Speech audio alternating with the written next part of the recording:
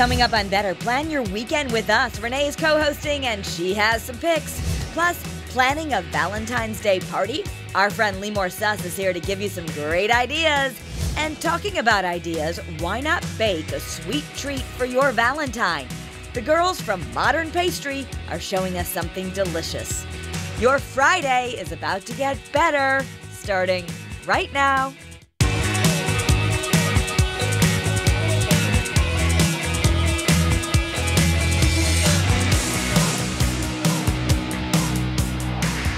Hi, everyone. Happy Friday. Welcome to Better Connecticut. I'm Kara Sundlin. And I'm Renee Danino. It's nice to see you. Yes, we made it to the weekend. Woo! Which, of course, Renee is our weekend event aficionado. She's got all the good stuff going on. Lots coming up to a do. Little bit. Yeah, it's fun.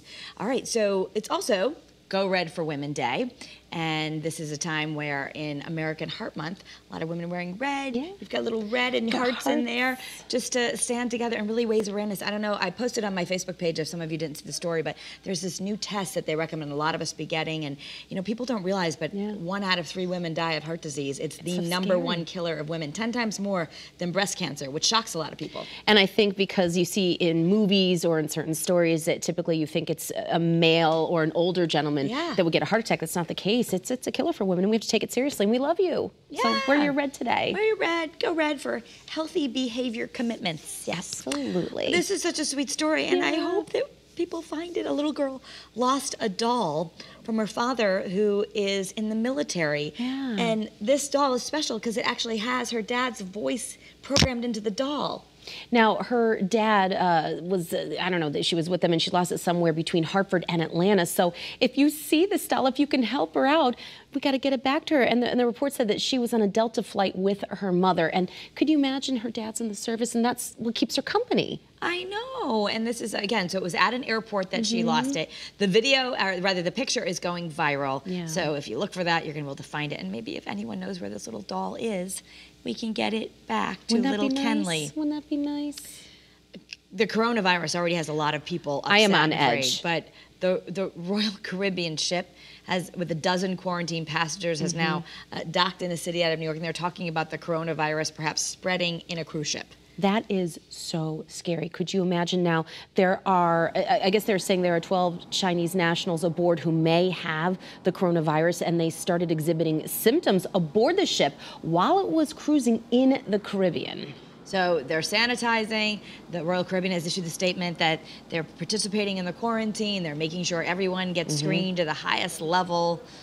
You know what? It's one of those things that the CDC has already warned that it could become a pandemic, which would mean that it would be on at least 2 continents. Right, they're already saying it's worse than what SARS was, but they're saying that new passengers are expected to board the Anthem of the Seas later Friday. So spray that ship down. I think a lot of people are going to feel strange about getting on that ship. Oh my word. Prince Harry and Meghan Markle, they made their first appearance since leaving the royal family. They were keynote speakers at a very high-end private event for J.P. Morgan. Now, the Duke and Duchess of Sussex turned up at the Schwanky Hotel in Miami's South Beach on Thursday night. The Post is reporting this, and of course, we're reporting on it. And the pictures are hilarious from it because the source revealed it was all very hush-hush, a lot of security. Meghan and Harry headlined the event as the keynote speakers, and there were some jokes made in the evening. Well, and nobody knows how much they were paid, but we are assuming that they were paid, that they're going to be doing events like this because they've said they want to make themselves financially independent, and generally, keynote speakers at a JP Morgan event can do quite well. Well, imagine getting the 2 of them, let alone just 1 of them. So I think they'll be set for at least 6 to 8 months. We're not sure. Are you a Star Wars fan? Would you love to travel to a galaxy far, far away? Sure. There's a new Disney hotel, and it's going to start taking reservations later on this year, and you can feel like you're in a Star Wars galactic cruiser. This is right out of the book for my husband. It's a huge hotel experience. It's in Orlando, Florida. You stay for 2 days, 2 nights in a faux spaceship. Could you imagine? You're like the captain of your own ship. I think more hotels should be like this, like just make it an experience to even just stay there. Isn't that cool? How do you get your room services get beamed up? Well, you meet in a terminal, you go through a fake blast off, and then I guess your stay even gets made part of a Star Wars narrative. I mean, can you imagine a child who's a Star Wars fan? Like, this would be the best thing ever. I'm thinking we're going to see a lot more adults there, and I guess it's going to open 2021, so there you have that. Aww. You know I like this next story. You know I like puppies. Yes, tell us all about this police officer who rescued a stray puppy. So this kind officer had to rescue this cute little puppy, and he had to bring it to the shelter overnight, right? But there was nobody around. So guess what Officer Kareem Garibaldi of the Lakeland Police Department in Florida did?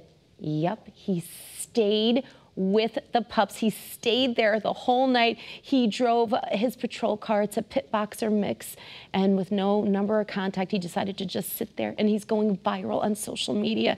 He stayed with her. He kept her warm. And he would not leave and let her fend for herself. He spent 12 hours there, too. Wow. And I'm sure people are going, why was it 12 hours? If you're going to sit somewhere, a lot of times I have to sit in police cars or watch out for things. So he just decided to spend his time sitting with the puppy. Yep, and they took a picture of him, and thankfully he stayed there, and the puppy ended up getting adopted later that day by a dispatcher. So she goes by the name of Hope, which is an appropriate name, and that gives us all hope. When we're kinder to animals, we're kinder to people. Yeah, he's so cute.